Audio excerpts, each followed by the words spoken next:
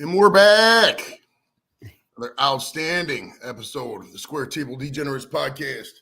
Today we are joined by Mr. Danbert Nobacon for the band Chumbawamba. How are you today, sir? I'm very good, thank you. Yes. Now, I must confess, before I actually saw some interviews with you, I was pronouncing your name, the last part of your name, Nobacon, for like an hour. And I was like, wait a minute.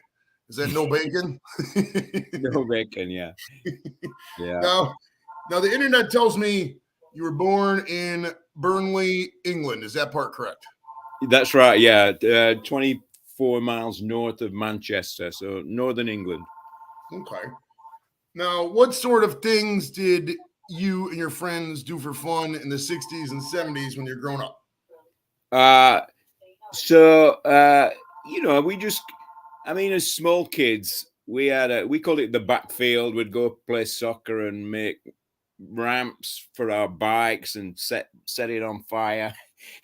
And it was an old crater from one of the few bombs that dropped, during World War II.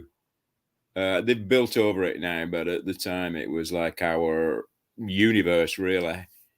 And then, as teenagers, we just happened to be the right age when punk rock kind of arrived in the smaller northern towns.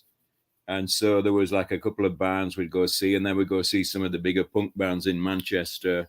And then we started our own kind of band at the end of high school before Chumbawamba. And we were, I won't say we were a comedy band, but we were learning how to play instruments. We didn't know we'd always get dressed up, and we'd call them concept gigs. So it'd be like a whole theme around a gig. So we had this one called the bed gig. So we set a mattress up on the stage, and two of us, me included, me and one of the other guys, we were asleep for half the set, and then we'd get up and start playing. And that gig, actually, it was in the center of Burnley, like a mile and a half from where I lived, and we had pajamas on and dressing gowns, and we thought it's kind of like method acting, I guess. we walked to the show in our dressing gowns, and the cop stopped us, and he thought we'd escaped from the local asylum. We were trying to explain it to him, and he just didn't get it. He just didn't get. Oh well, we're doing art. It's art, but.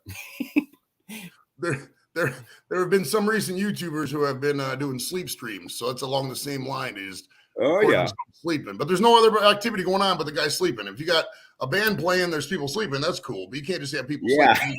Activity. Now, what? How old were you think when you first really got into music? Like coming up, like what bands were you really into initially? That really like, okay, I need to get into music and start that stuff. So probably the first proper show I saw was in January 1978, so I'd be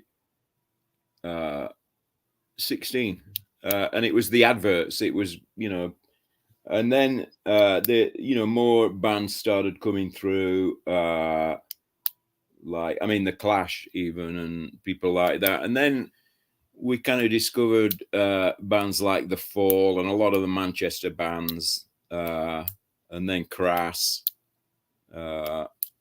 And they were all bands who came to play local, like pretty local, in the surrounding area.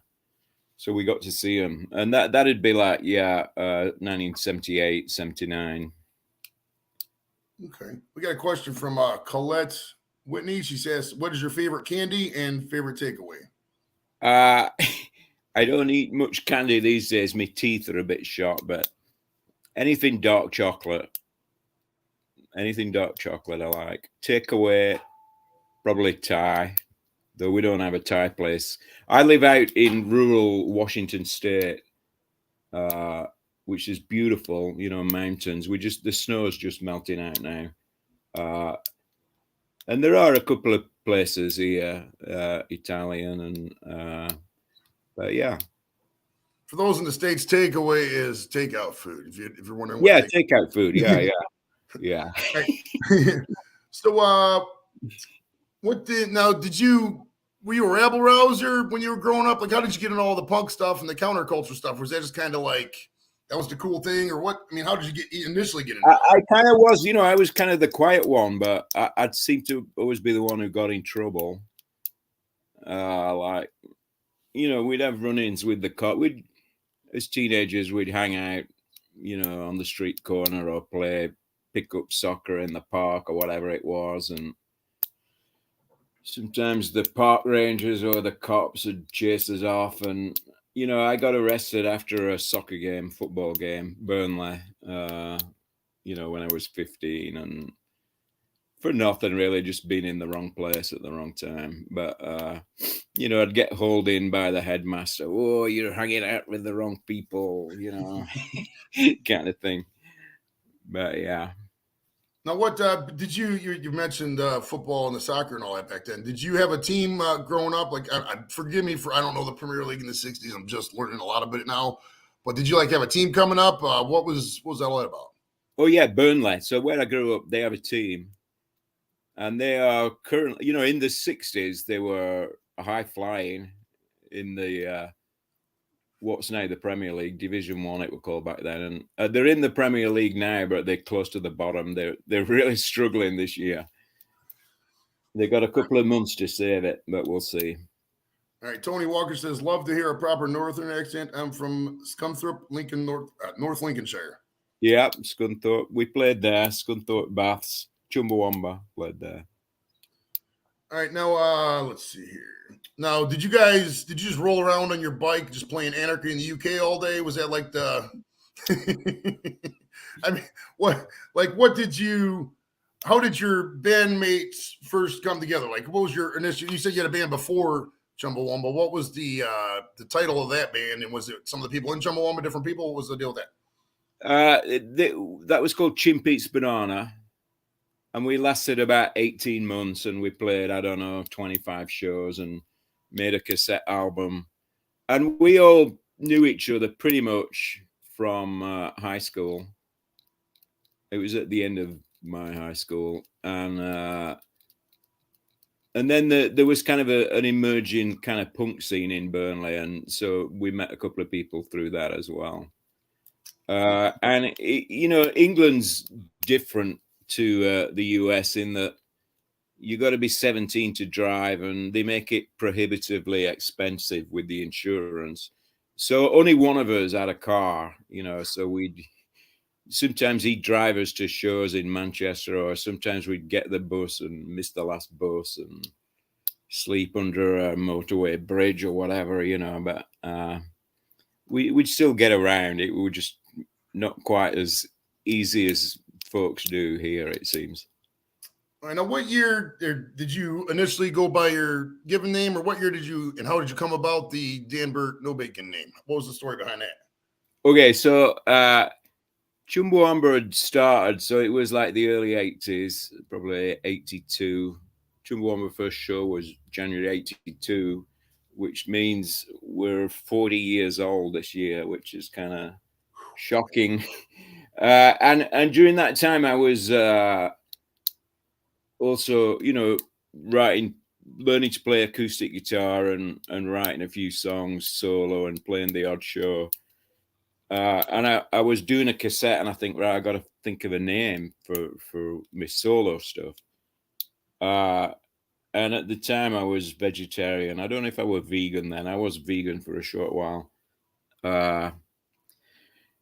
And some of the songs were kind of about vegetarianism. And so I thought of this joke, which is the first joke I ever heard or I ever remember hearing as a kid. So I'll try it on you. So, okay. So knock, knock.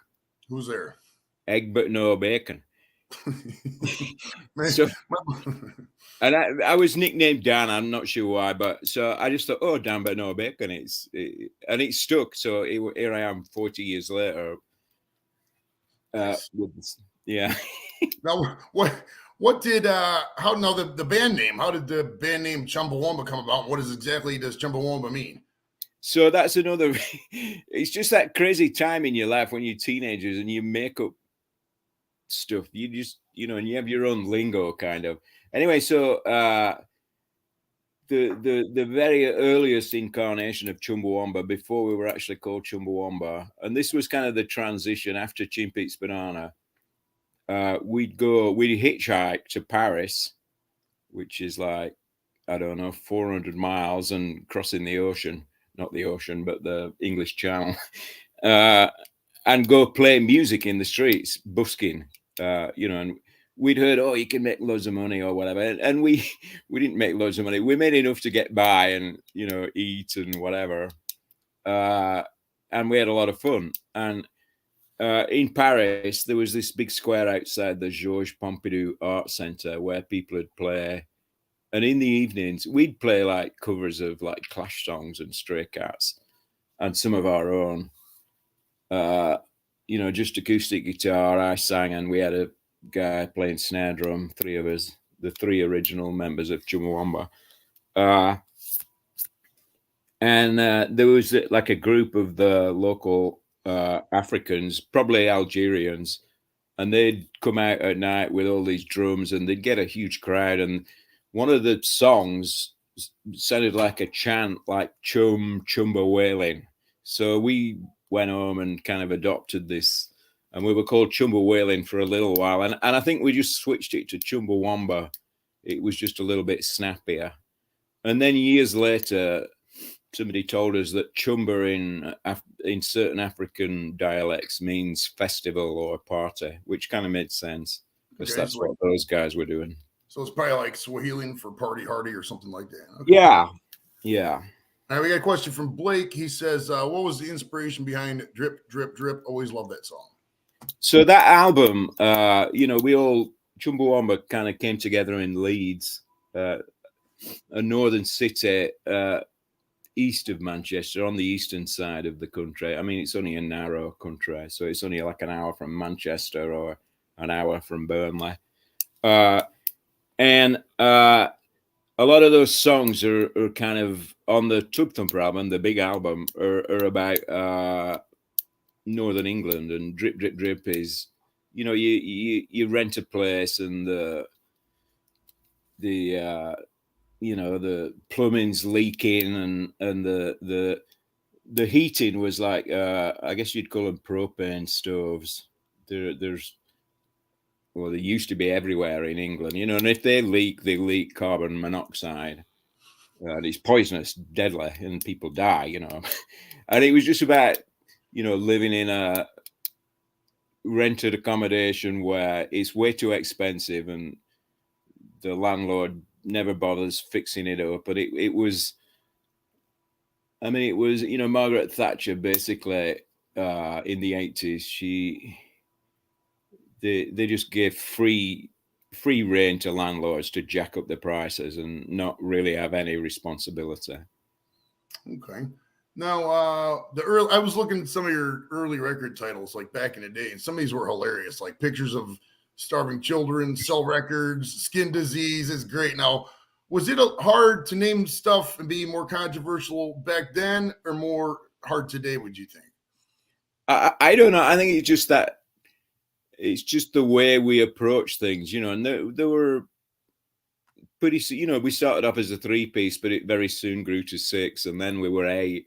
So there was a lot of input, a lot of ideas. And even though we always mostly had politics in the music, as people hanging out, we just had a great time and had on tour or whatever, or we had a shared house for 10 years and we had a laugh. We were, it's funny, like interviewers from the serious music press had come thinking we were all like serious and po-faced.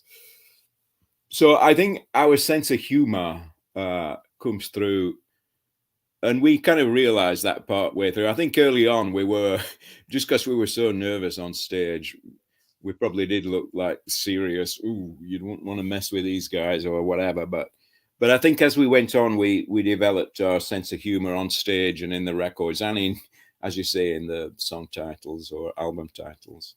How did you guys sell records and tapes back then? Was it kind of like the proverbial out of the trunk of the car, here's a bunch of albums, cassette tapes type deal? Or did you have to really hustle and like know people in different cities and different areas to get your tapes out? Well, initially we we put out a couple of cassettes that were mail order, you know, or we'd sell them at shows, and they were just entirely DIY, self-produced. And then maybe it used to be easier in England because it's a smaller country, and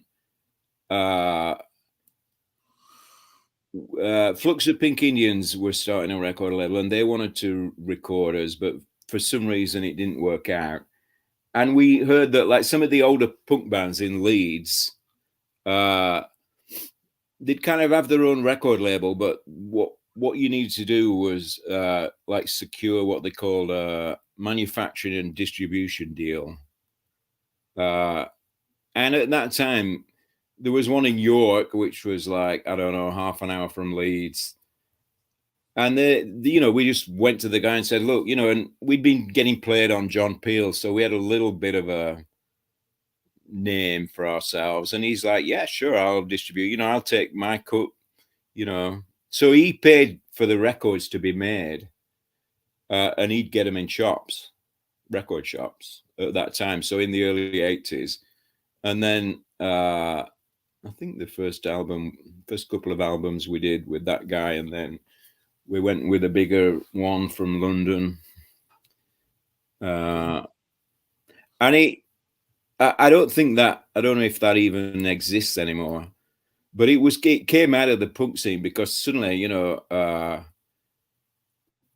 because the kind of unit of musical currency of the punk scene was the 7-inch initially, and people bought them and loved buying them, and suddenly record sales went up for kind of independent bands and whatnot. And so there was this whole scene. So this guy, I can't remember his name, but he was just kind of, oh, well, I can make money from this, so I'll have all these punk bands come and I'll organize to get the records pressed and printed. And so we just kind of fell into it, really.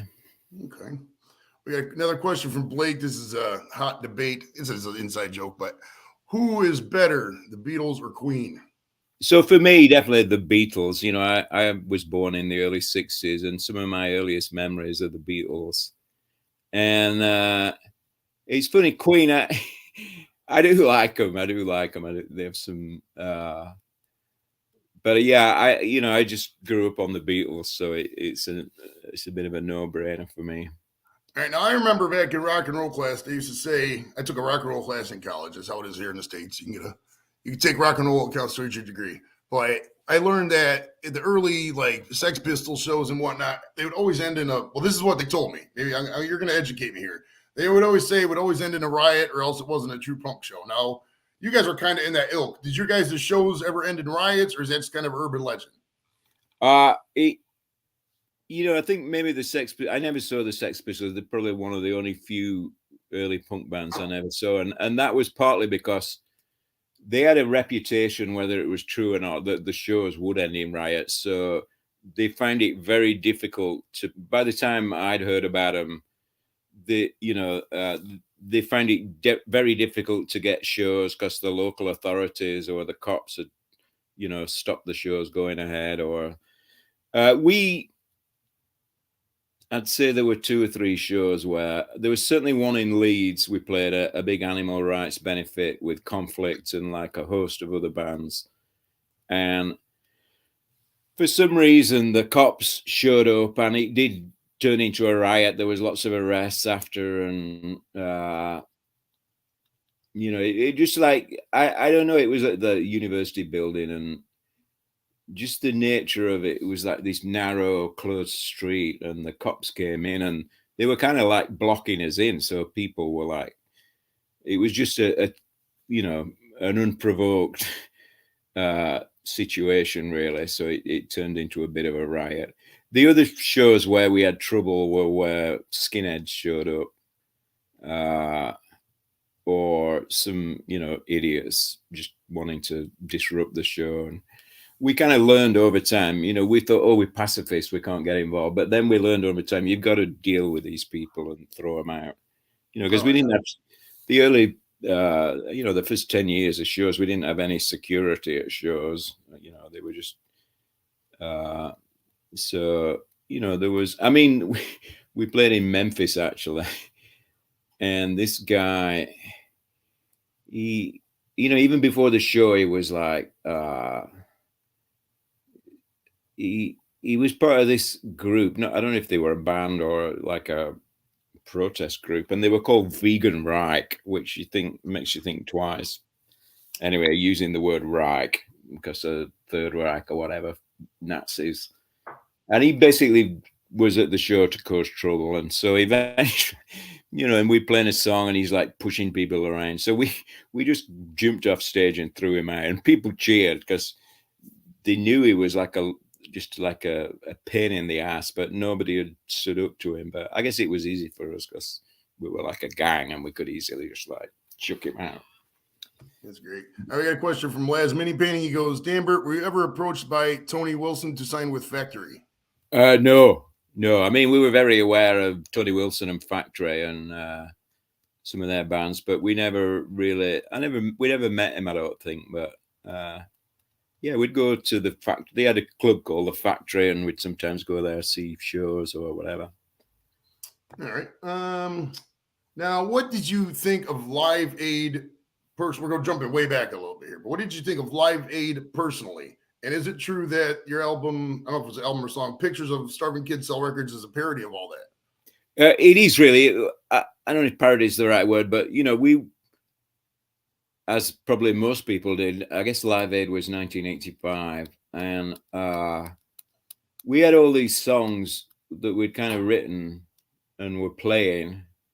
And then Live Aid happened, and I'm not sure who had the idea, but we just thought, right, we got to make the album about this. So we changed the words to a lot of the songs.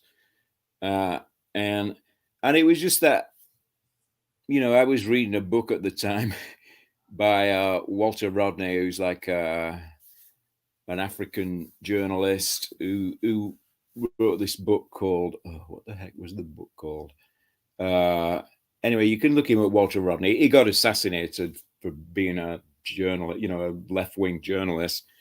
And he was just telling it from the African perspective. Look, colonialism was a complete disaster. People had their own cultures before the British arrived and destroyed everything. And it just seemed that, Live Aid, Bono and Bob Geldof or whatever, it was the same kind of attitude. Oh, we're the rich white people. We can help you. We can, rather than challenging the actual system, it was just like cosmetic. And I mean, I'm sure this saved some lives, but the system is still in place where Africa gets screwed, by the West.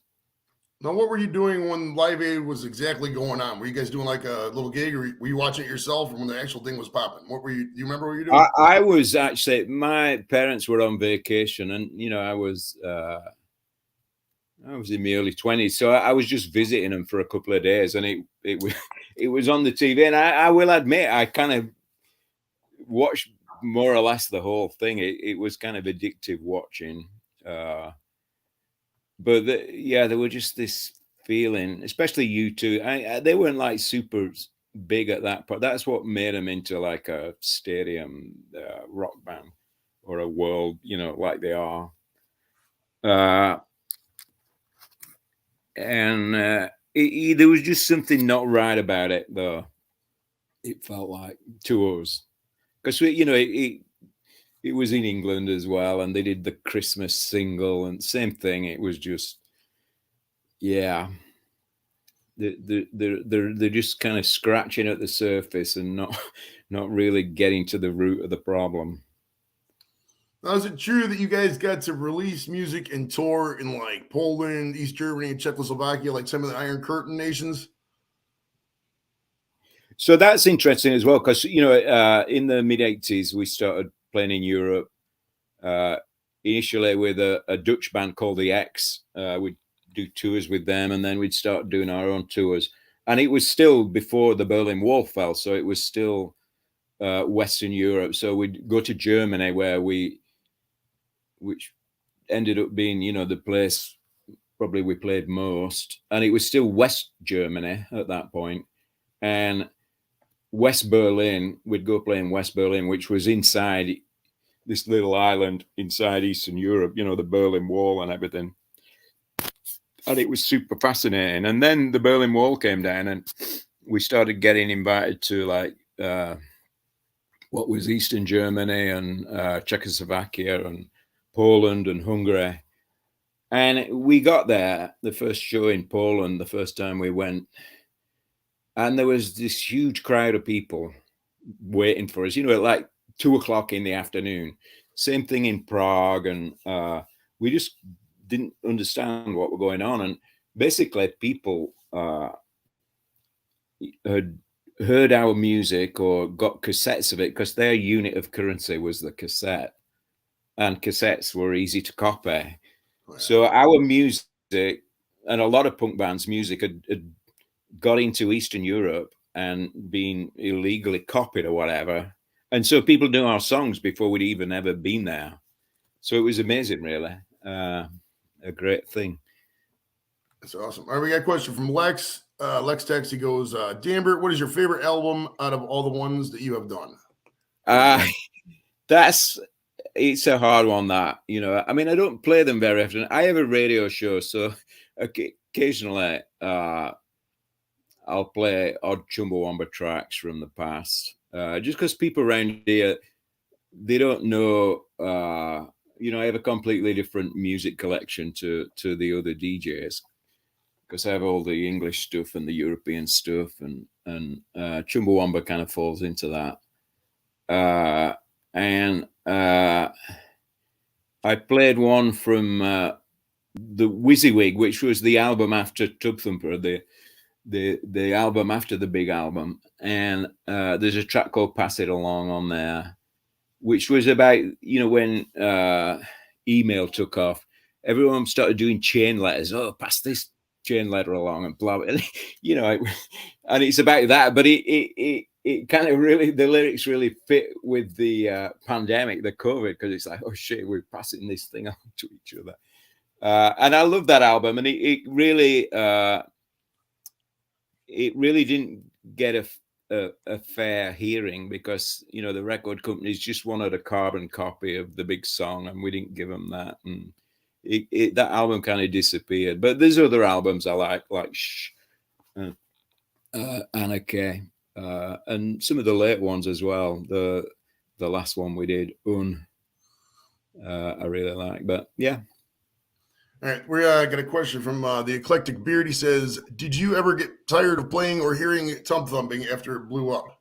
It's funny that we always played it. We didn't like make a big deal about playing it. We just put it in the middle of the show, and, you know, people obviously responded. And, you know, it just developed, the song just developed a life of its own. And we're like, okay, fair enough. We can't control it. It's just out there, and people respond to it. You know, it's not something you can calculate for, but it did us good. You know, I mean, it gave us a different level of exposure for a while, and in that total mainstream, which was interesting to say the least, though we didn't last very long in that window. But yeah, I still have a lot of good feelings about it. Now, prior to, I mean, I got to ask the proverbial question. Was there any clue that this would be any kind of hit prior to doing that specific song, or was just kind of, you threw it out there? And no, we wrote it, and we just thought, we had a class of song which we thought we didn't. There were ones that we knew if we played them live, people would respond to them, because they just had that rhythm or something about them, or a big chorus or whatever it was. And we knew it was one of those songs, but we'd had other songs like that. So we just thought, yeah, this will be really good to play live. And then as we were making that album, our record company, One Little Indian, unbeknown to us, were having real financial troubles. So they were basically going to drop us. They dropped like half the workers and a third of the bands on the label. We actually walked, because we had a good contract, probably a week before they were going to drop us anyway. And we had this unfinished album, and we had that song. We hadn't quite put the chorus on it, the words. We had the tune and everything, and they passed on it. So we finished it with our own money, and then our managers who kind of grew up in the 60s, you know, and they had some connections, I guess, in the music. So they just started passing a CD of the album around, and suddenly there was this hype about that song. I don't know why. Somebody heard it and thought, right, you know, and it's weird. It's like somebody kind of decides, and then everyone else, oh, so-and-so says it's good, I better think it's good. And there's all this hype about it. And we're like, what's going on? And I dealt with the publishing for the band. So the guy who collected our royalties, he rang up one day and he says, oh, Danbert, congratulations, you've got a hit record. And I'm going, what? And the record hadn't come out even, but people had decided. And so when it came out, it just exploded. So we had a little bit of warning about it, but we didn't believe it until it happened. Kind of crazy. Now, is the song about basic motivation after being hungover, like you get knocked down and get up again, or is there a deeper meaning to the song? I think it's just that basic human thing where, yeah, you face some adversity, and probably a lot of us have done that. You know, you hungover and you got to get up for whatever it is, whether it's to go to work or go do something for yourself.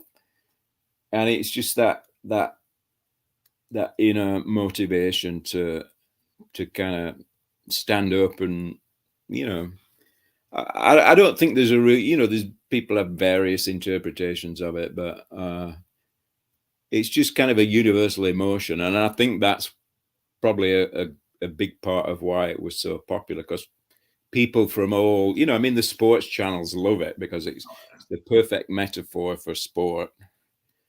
Right now, it might be the only CD I bought twice. I remember I bought it back in '97 for my girlfriend at the time for Christmas, and I bought it like 2003 or to 5 at the Record Exchange a while back. I got it in the basement somewhere.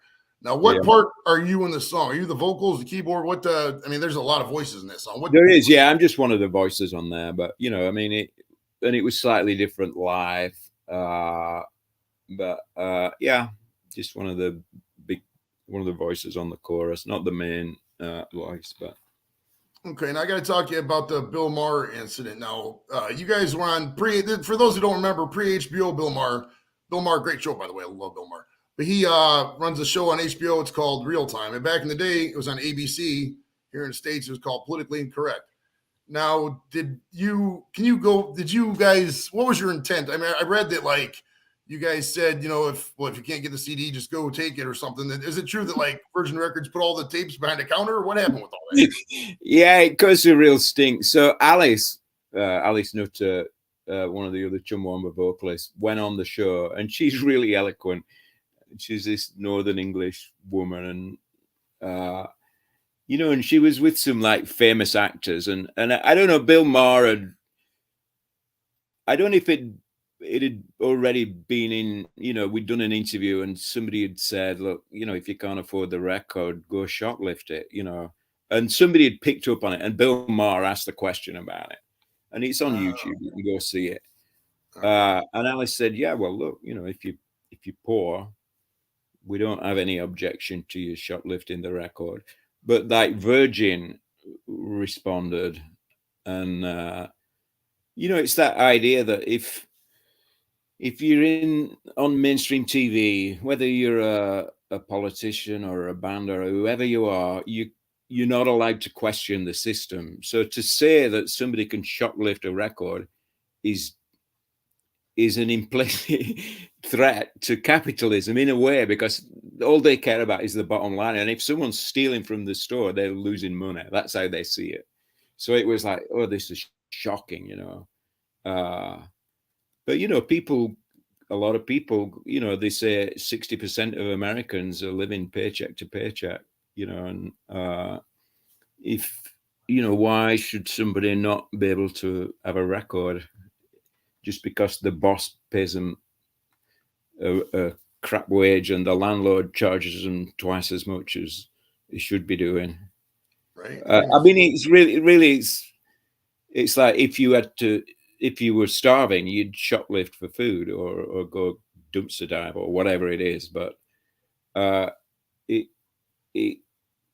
I think it only became such a big deal because the establishment was so offended by the idea that, well, this is a pop band, and they're implying that the system is not good.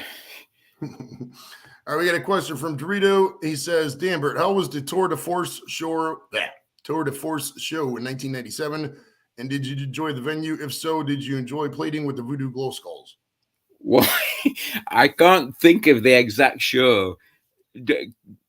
Whereabouts was it exactly? I mean, I remember the Voodoo Glow Skulls. He's in like Southern California. I think he's like LA. Yeah. I don't remember much about it, to be honest, but we played over, I guess, 1,200 shows. So the Voodoo Glow Skulls, I remember, and I remember it being cool, but I can't picture the venue. Another question for Dorito. He says, also, what is your opinion of ska punk? Yeah, I mean, I like a lot of ska punk. After the initial waves of punk in England, we had the whole Specials and Madness and that wave, and it just opened up a new kind of avenue for crossover between music that has a lot in common, reggae and ska and punk. And there's a lot of common ground there, and yeah, I like it. All right, we got a question from Shar. She says, what made you do Building a Wall in 2019? So obviously so we put this not really a solo album, but it's my songs and local musicians from Washington State, and Building a Wall is one of the tracks from that album, and it's Trump's idea of building a wall, but it's more the idea, or as well, I mean, the literal wall and the literal border, but the idea that Trump in particular, but even the Democrats and especially mainstream media and Fox News on the right, and CNN and MSNBC, they just love their product is really division. They sow division. So now, for instance, the mainstream cable channels, they're just desperate for America to enforce the no-fly zone over Ukraine, which is a euphemism for going to war, because they know their ratings will go through the roof if there's an actual war that the US are involved in. And they really took a hit after Trump was kicked out, after Biden was elected, because the ratings went down. So it's the idea that that profit can be made from putting walls up, whether they're real walls or ideological walls, and that's what capitalism has done forever. Really, it wants to divide and rule ordinary people, because they know that if ordinary people join together, then capitalism would have serious problems. Oh, yeah. All right, we got a question from Blake again. He says, what is your favorite instrument to play? Well, I've always played acoustic guitar and not much else, but actually during the pandemic, I've started playing piano, self-teaching myself to play piano more. I did a little bit before, but I never really properly wrote songs on piano. So I've been writing some new songs on piano. So I'm enjoying that at the moment. All right, Shar wants to know, what do you think of the Beach Boys?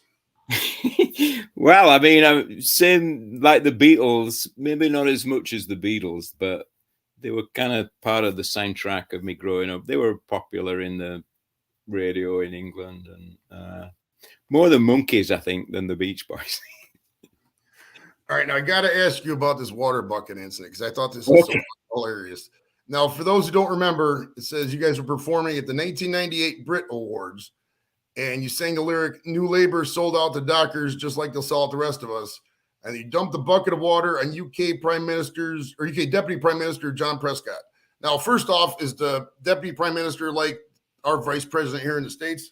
Yeah, He's the vice president. All right. Now, secondly, where'd you get a bucket of water, and did you pre-plan this ahead of time based on where you thought he was going to sit? No. So it's this huge event. It's like the Grammys, I guess. And we'd never been before. We almost didn't want to go, but they said, the record company said, they'll give you loads of money. You can do whatever you want on stage. And so we made this film, and it was, we had friends who were organizers in the Reclaim the Streets movement. And so we made this film, and we changed the lyric to the song because at the time there was this big strike going on. The Liverpool dock workers had been on strike, and John Prescott, the Deputy Prime Minister, his department was responsible for dealing with their issues, and he didn't do anything about it. And B, he built his career on being this working class kind of guy and ex-merchant seaman. And he was just, they weren't helping. And they'd only been in power for a year, Tony Blair, after a long time of conservative governments. And they were still kind of riding the wave of, when Obama, after his first got elected, people were like, yeah, phew, change, hope, everything. But, we could tell, and a lot of people could tell, that they weren't going to live up to all the talk, which is what Biden's doing now. He hasn't delivered on hardly any of his campaign promises.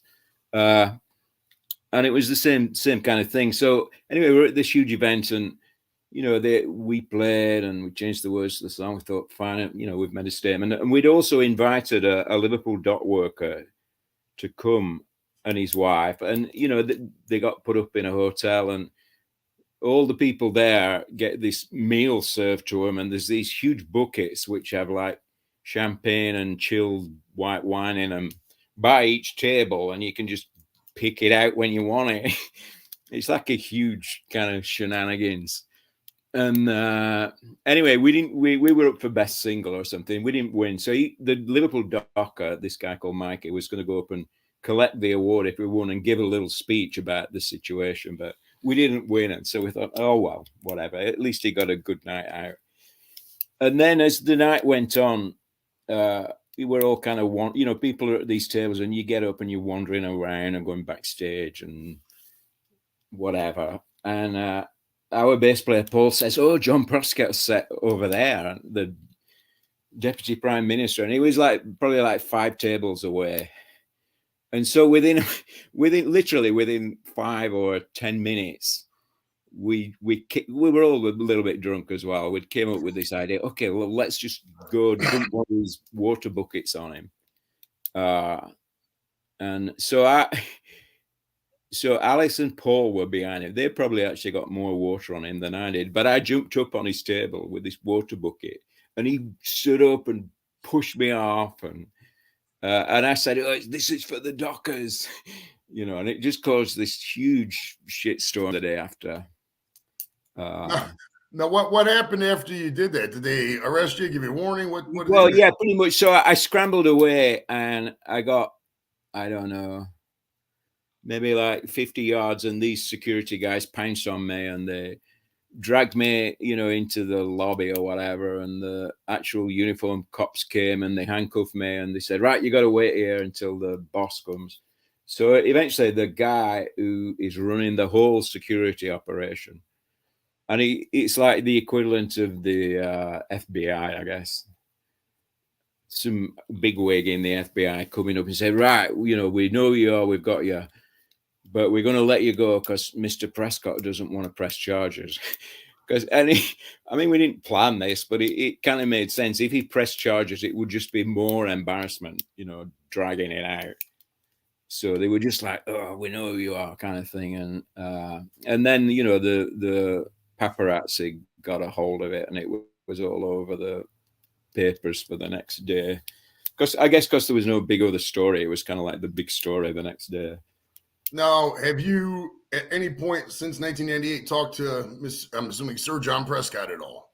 No, but my brother, I don't know if my brother is a trade union he works for the big public workers union, Unison in England. And I don't know if he saw Prescott speak somewhere but anyway, he bought me the Prescott biography.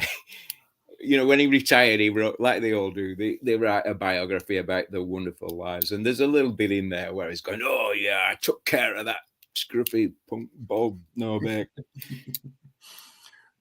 Now, what current U.S. government leader, if I could give you one bucket of water, who would you dump that bucket of water on? The current U.S. government leader? Joe Manchin. I dig it. I dig it. I dig it. From West Virginia. For those who don't know, watching the UK, Joe Manchin's a Democrat from West Virginia, and he kind of holds hostage a lot of the legislation going through the Senate. So I dig it. I dig it totally. Yeah. Now, is it true you guys turned down $1.5 million from Nike for the use of the song during the World Cup? Yeah, I don't know if it were that much. Maybe it was $1 million. And so it's funny, yeah. Once we had a big song, we suddenly started getting these offers for adverts and movies and whatever. And you know, back in the day, it was like a fax that arrived, and we'd been on tour, and we'd be like, "We're not going to do this." And then somebody said, and we were in Italy, I think, and it was like from Renault, a car company, and somebody said, "Well, look, well, why don't we take the money and then donate it?" And it's kind of a hard thing to do practically because the money is always like a year behind. So if you're going to do something like that, you have to have the money in the bank. And I think that was like $20,000. And this place we were playing, it was a place we'd played before, this Italian squat in Milan. And we were doing an interview with they had a pirate radio station there. And we said, well, look, if we took this money, would you accept it knowing that it's coming from Renault? And they said, yeah, that'll keep us going for 10 years. So we did it. So we did a few of these, and then we got the Nike one. We thought, oh, well, we could, I don't know if we had that much money in the bank, but we could, but, you know, whenever we got a request from like a corporation, we'd research the corporation. And at that time, Nike were just embroiled in this whole sweatshop thing. So we just thought, well, we can't do it. We can't, in good faith, we can't accept this money because it's being made by people in China or Vietnam or wherever it is, you know, working for like $1 a week or whatever they get paid. So we didn't, we refused that one. On that ilk, why do you think people are so quick to bow down to corporate interests in every little last cent, just sell out like the integrity of like their art and everything they do? I mean, in your opinion, like, why is it just the nature of capitalism? Every last dollar has to count to be happy, and we're not happy unless we get every last dollar. Or people just that selfish? Digital age. What's your opinion on that? I think what it is, and we discovered this, and it's like I was saying earlier, you get in that mainstream bubble where, you know, you're on this TV show, you're at that radio station, you get in they send you, you know.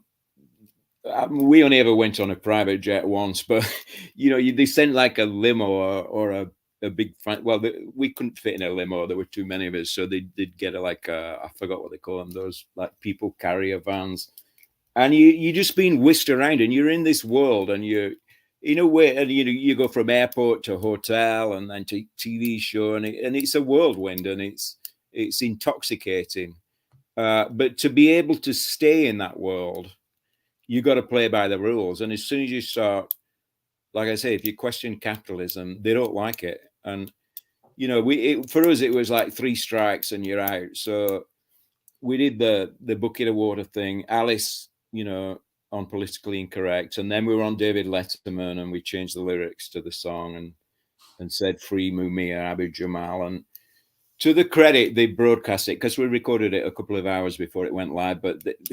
But also they did nothing else to fill the gap, I don't think. So they put it out, and they got, I don't know, you know, they say we got more complaints than we ever got, you know, because you're praising someone who's accused of being a cop killer, and you know, we got blacklisted by the Fraternal Order of Police and the police unions, and you know, so probably they got like 100 complaints, but usually they only get 5 complaints or 10 complaints, you know, but 100 out of, I don't know, a country of 300 million people. Well, I read a stat a while back that corporate America used to consider like one letter from a person, like the equivalent of like 10,000 complaints in their eyes. So like if I think they do. If one person wrote a letter complaining, they would consider that to be the thing of 10,000 people. And I think that's ridiculous because who takes time out of their life to find a piece of paper, find a pen, find an envelope and a stamp and mail it in to complain about something they see on TV when they get to shut it off if they don't like it. You know what I mean? It's ridiculous. And I think those same people are the same people who come up with all these surveys we got to take that nobody wants to take. And the people who do take are probably lying on them as a joke. Yeah. So the right wing, I think they picked up on this a long time ago. You know, and a lot of these billionaires, they'll invest tens of thousands or hundreds of thousands of dollars, even $1 million, which is nothing to a billionaire. And they'll sponsor political campaigns or think tanks or whatever, or like these fake front group. They'll have PR people who are, and this has been typical especially in the climate, the climate denial. So they'll basically, oh, here's some money. All you got to do is write a letter, to the local newspaper or the TV station. And I don't know how it works. Here's $100 or whatever, So they have an incentive to write the letter. And like you say, the TV channel gets 100 letters and they think it's like 1 million people, All right, I got a question from El Doof the Third. He says, "Didn't you do a show on SMTV Live with Kat Deely in December?" Anton Deck. So Anton Deck and Kat Deely, they're British TV people. I think we did. I remember meeting Anton Deck and Kat Deely vaguely, so we must have done that show. Okay. Now I noticed when I was researching this, I noticed that at the same time you moved to the States was right around the time that you kind of dropped off the band. Is that coincidental? What brought you over here? Or why did you decide to move here? I'm one of the two people in the band who are, we're divorced now, but, we were on tour in 92, I think, and we had a night off in San Francisco, and me and Boff Dunst went to a club. Boff met this woman, Casey, and they fell in love, and Casey moved to England, and they're still together. And about 3 years later, Casey's best friend came to visit England, Laura, and me and Laura ended up falling in love and getting married and having kids. We have twins who are now 22. And Laura lived in England for 12 years. We all did. And I guess in 2004, we, as a band, decided to just call it a day, really, for the electric band, for the 8-piece band, and 4 of the people carried on with what became known as the acoustic band. And they, because we'd done like crossover folk and a cappella music, live and on record. And we kept getting invited to these folk festivals, and they thought we were going to be like an a cappella band, and we turn up with all the guitars. And a couple of times it was kind of a little bit touch and go. And it just seemed we'd done as much as we could do with what, we had 11 studio albums, and I don't know how many singles and other side projects. So that was in 2004. So for me then, effectively, the touring and the recording side of the band was done, and I was thinking about doing other things. And at some point, Laura said, "Oh, I want to move back to the US," and I'm like, "Yeah, that'll be exciting." So we moved to Twisp, which is like 4 hours northeast of Seattle, in eastern Washington. She knew people out here. She went to a college in Olympia. She's from Delaware, but so we used to hang out on the East Coast a little bit, if we were visiting for Christmas from England or summer. But she wanted to, she thought if she came back, she'd want to live on the West Coast. Okay, so you were going to move to Washington State no matter what. I was going to ask you if you picked that because the weather's kind of like England out in Seattle. I mean, it's well, it is in Seattle, but not out here. We have we have we just like the snow. I still have a bit of snow on my porch in the shade. we had quite a bit of snow this winter, and we get a hot summer, but we have real problems with wildfires in the summer. That's the only downside, really. But it's beautiful, mountains and lakes and forests. Now, what things do you really like about the States that you either don't have or you can't get in England? I don't know what it is. As a teenager, the crossover between British and American culture, there's a constant back and forwards, and I don't know, I fell in love with parts of American pop culture, I guess. Well, living here, I love which me English friends just can't understand. I love the Pacific Northwest IPA beers, and and living out here, a lot of people grow their own food, and it's organic, and it's amazing. And it's funny because there's a lot. I don't think I'll move back to England. I like living out here. It's sort of I don't know what you'd call it. This sort of and maybe it's more because it's rural, and I never lived rural in England. It's just different. That's more different than moving from England to America. If I'd just moved to Seattle, for instance. I mean, I like going to Seattle, but I don't think I'd want to live there. Yeah, Seattle's expensive. I got a buddy, he got a condo up there, man. It's like it's like 200% more than it was a couple years back. I mean, it's insane. Oh yeah. We got a question from Hobo. He says, "How was working with BJ Cole on?" I'm assuming it's what you see is what you get. Yeah, it's funny, when we were making a record, we had like Boff and Harry and Neil. They were like this, because we realized pretty early on, if you have 8 people in the studio all saying, I can't hear my little bit, then it's not going to work. So we trusted those guys to do with the studio stuff. So they worked with him on that. So I can't say from personal, but okay. Well, what has your timeline been in the States besides like music? What do you do for sustenance? I mean, I saw that you were part-time drama coach up at the high school there. What else you got going on? So it's funny moving out here. Suddenly, I mean, I wouldn't describe it this way, but some people say I'm a big fish in a little pond. But there's lots for a rural area. We're this little pocket really in Eastern Washington, which for some reason has attracted artists and musicians, as well as having what you would expect in rural America, the whole spectrum, to the right, and Christian fundamentalists and whatever. And so this, I mean, before the pandemic, and hopefully soon, there was a lot of chances to play music, and there's a theatre, and I'd never done acting, and somebody asked me to be in a play. And it was A Christmas Carol, and they're going, "Oh, it's English. It's Charles Dickens. You got to be in it." So they twisted me arm, and I loved it. And I did a couple more plays, and then a post opened up at the high school, and my kids were in the high school as the drama coach. So I took it, and I did it for a couple of years as an after-school thing, and then we made it part of an English class, and I do it with an English teacher, and I've done it for 8 years now.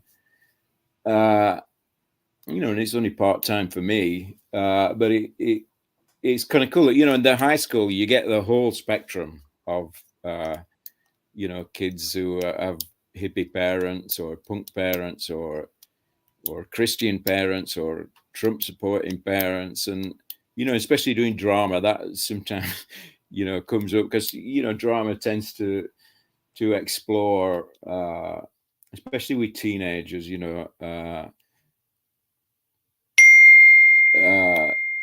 issues that might offend some parents, if they don't want their children learning about drinking or sex or whatever it is. But we kind of carved a niche, and we do some pretty radical stuff, and it's kind of cool. Now, being in a weed legal state, do you partake at all? Not very often, but I have partaken, and I think it's a good thing. And you know, like people said, oh, it's going to change everything, but it really hasn't, you know. And you know, I know because people grow it out here. So when we first lived here, you know, people would go and clear cut a little patch somewhere in the woods off the radar and grow it. And the cops, this happened, I don't know, a couple of years before it became legal. The cops would know about it.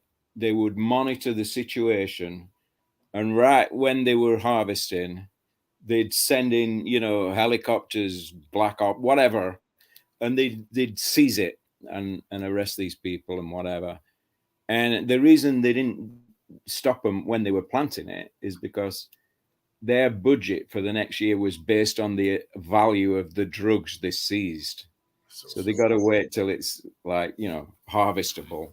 And it's just an insane situation. And it, you know, it messes up that patch of ecosystem in the woods and whatever. But now it's legal. There's people who, you know, and there's a lot of regulations around it, but you know, I know people who grow it and they make a decent living, and people who sell it, and everyone seems happy, and you know, they don't have the cops like spying on them.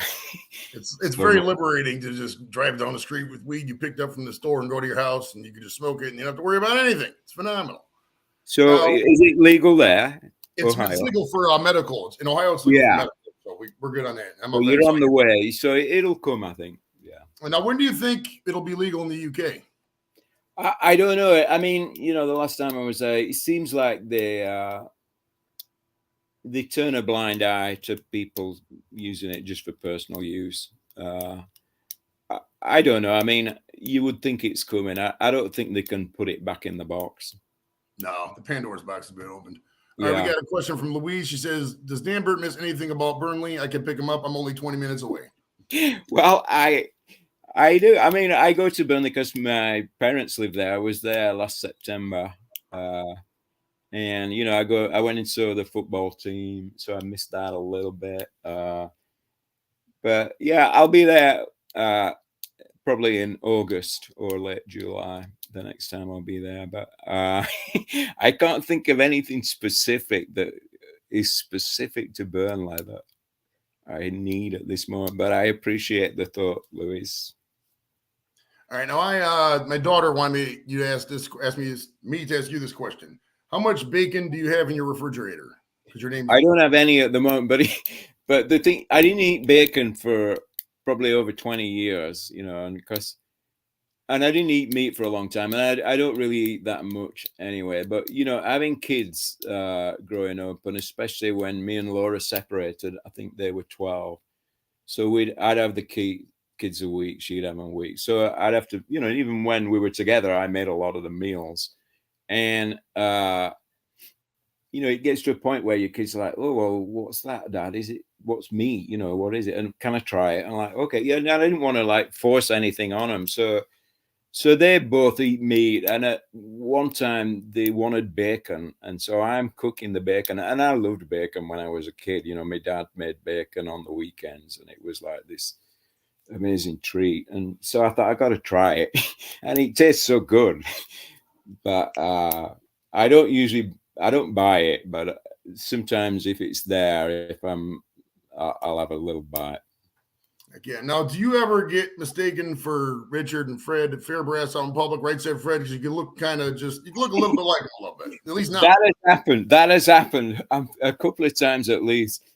And it's usually like, you know, you're in an airport or in a hotel, and, you know, it's funny when we were like, you know, we had the big song, we were on planes, and the stewardesses or the stewards would come up and go, oh, you're in that band, aren't you? But they wouldn't know which band it was because we didn't really have like a single front person. We had 3 front people, but it were obvious we were a band, and we'd be like scattered around the plane, and they'd be asking us.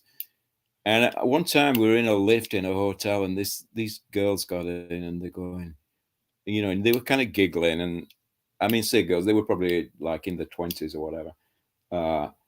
And finally, one of them plucked up courage, and she's going, "You're that guy, aren't you, from Right Said Fred?" And so, and like me and I think it was me and Paul and somebody else. So we just played along and pretended that I was. But yeah, I don't know. Bald guys, they can be kind of anonymous, stand out in a crowd, but then when you're up close, they're kind of malleably anonymous. Now, have you ever met Right Said Fred? No.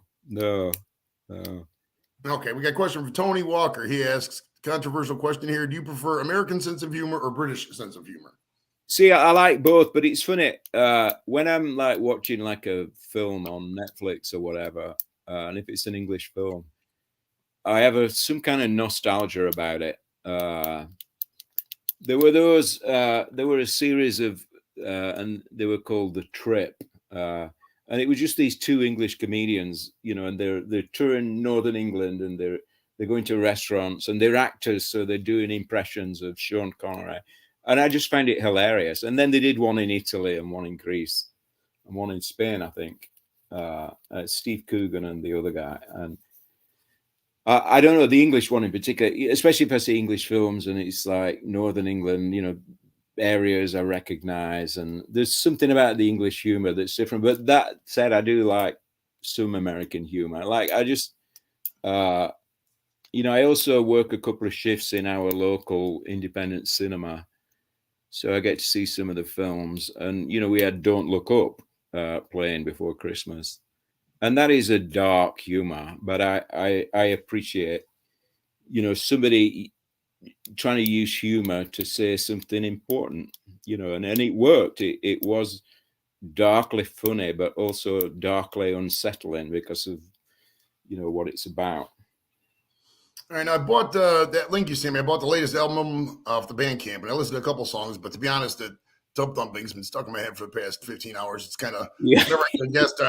The song it's stuck in my head for the whole time I'm thinking about it. So it's hard to focus on new songs. But now, is Bandcamp the best place to support artists these days? And how was like the transition from records, tapes, CDs, somebody like you, into all this digital environment? What's your opinion on all that and streaming services? See, I think it probably is for me and for a lot of bands. Just because, when I moved here, I had an album that I'd recorded in Chicago, and it kind of hung around for a year while I was trying to find a record company. And eventually one of the Chicago labels decided to put it out, and that was cool. And then the next time they didn't want to do it, and these other people didn't want to do it. And so I started doing, I basically became my own record label in a way. So I, mastermind the writing and the recording and get people to play on it. And then I used like CD Baby to manufacture CDs. I still like having a CD, even though I do the digital, and you can pay them as part of the package. You pay an extra $50 and they'll get it on all the digital platforms. So like whatever it is, iTunes or Apple Music and Amazon and everything else. And then like, 100 other ones. And so it's out there, but the problem is, which it's always been, people have to know it's there to go look for it. And that still remains the huge problem. I mean, anybody can pretty much write and record a song. You can do it on your computer these days and make a video on your phone and put it out there, but still you got to get people to know it's out there. And that's the hard part. And it just seems that, so you can actually buy the physical CD on the CD Baby website, but Bandcamp just seems to have a lot more people who would go there, and it's just a really easy, uploading an album there is really easy, and it's just a really easy format, and it's a really good place to find new music, I'm a total fan of Bandcamp. Yeah, because I posted on my Facebook. I asked about Bandcamp, and one of my buddies, Eric, his Octopus Forge band was on there. I was like, okay, I'm gonna have to. I like this format a little better than YouTube because if you're looking for just music, you don't got all the distractions and whatnot. But what advice would you give for struggling musicians or somebody trying to get in the music industry in 2022? Is it even worth it anymore? What do you think? I don't know, especially, I have a couple of shows lined up, but I haven't actually played a live show for 2 years, and I've never gone that long without playing live. I mean, my advice is to play live, to try and take it out of the garage or your bedroom and play with other people, and because it's just such a different experience, and you meet people. I mean, you can meet people online, obviously, who like your film or whatever on YouTube, but it's a different thing, and also to try and make connections with people in other places, other towns, to get out of your own little area and see how people do it, in the next city, 2 hours over or 4 hours over. And I know, obviously, the pandemic kind of stopped all that, but hopefully it's going to open up. Things are starting to open up a little bit, so that'd be my advice. I mean, as to trying to make it, I have no idea. I don't know how you get it. You're dumb luck and start looking good. Do you prefer vinyl, CDs, or digital music? See, for me, I'm in that curious place where I prefer CDs. I have vinyl. I have a lot of CDs. Chumbawamba were, I think it was the third album. We were in that time when, or the fourth, where CDs came out, and we're like, oh, the record distribution people are like, oh, you got to make a CD. And we're like, we don't want to make a CD. Yeah, you got to, because it's the future. CDs are the future. So we made CDs and vinyl, and then it just became CDs, and now vinyl's coming back. And then, of course, digital is so easy. I mean, the thing I don't like about digital, even though it like I said, anybody can get a song out there, is, the people like Spotify, they don't really pay what they should be paying for people to click on your song, so they're Spotify seems to be the one that people, when I interview a lot of musicians, the one people complain about the most, for some reason, it seems to be Spotify. I don't know why. I have no expert on the royalty rates and all that, but Spotify seems to be the lowest. I don't know. That's just what I've heard. Well, the digital thing, and for record companies as well, there was a huge struggle, and there still is, because there's basically no overheads. Like with a CD or a vinyl, you got to, press the record or make the CD, print the artwork or whatever, get it in a store, transport it. With it digital, it's just a file. So Spotify, for example, you sign up or whatever, and it's just like sending an email, and they have the music.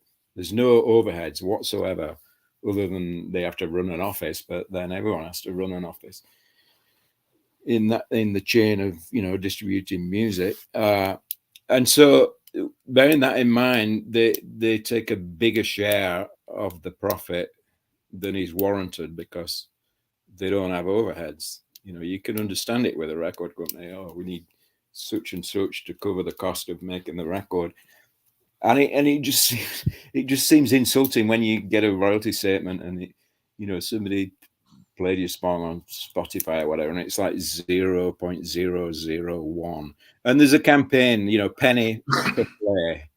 The idea that they should pay at least a penny if someone plays your song, which just, even that doesn't sound much, but it doesn't sound like much. I mean, a penny per play, 1 million plays, is only 10 grand. I mean, that's nothing. I mean, yeah, but it's a lot better one than what they actually pay. Right.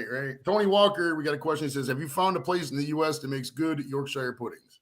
No, I haven't. No, it's funny. Everything else, like curry or crumpets. There's a good crumpet shop in Seattle. But Yorkshire pudding, no. There is an English store in Seattle, and they sell the mix, but you can, it's easier to make your own, I think. Okay. Well, do you have anything else to promote? Be sure to subscribe to the channel if you haven't already, guys. And how can people get a hold of you? So the Bandcamp is where you'd find the music. I have a website, danbertnobacon.com, and that tells you what's going on, what I'm up to. I'm in the process of recording a bunch of new songs. Hopefully will come out later this year. So good stuff. You could be touring coming up anytime soon? Well, yeah, I have a couple of things booked. So there's it's just funny. The last few days, people have started like putting feelers out for booking shows. So hopefully, yeah, we'll be playing, and we go out as a duo usually if we play live. It's funny that, you know, I mean, it's like me giving advice: get out there with your friends as a band. I think bands are, you know, more the sum of the parts is more, but it, practically speaking, my organizational capacities for live haven't got beyond a duo really. I sometimes play with some guys in Seattle who play on the records. Outstanding. Play with the band. But well, I'd like to thank Mr. Danbert Nobacon for coming out, sir. It was an honor. Yeah, definitely check him out on Bandcamp. I pinned his YouTube page to the top of the thing there if you want to check it out. Subscribe, give him a like if you want. And we'll see you guys on Friday at the regular showtime. Take it easy, guys. Yeah, thanks a lot, Joey. Appreciate it. Take it easy, Danbert.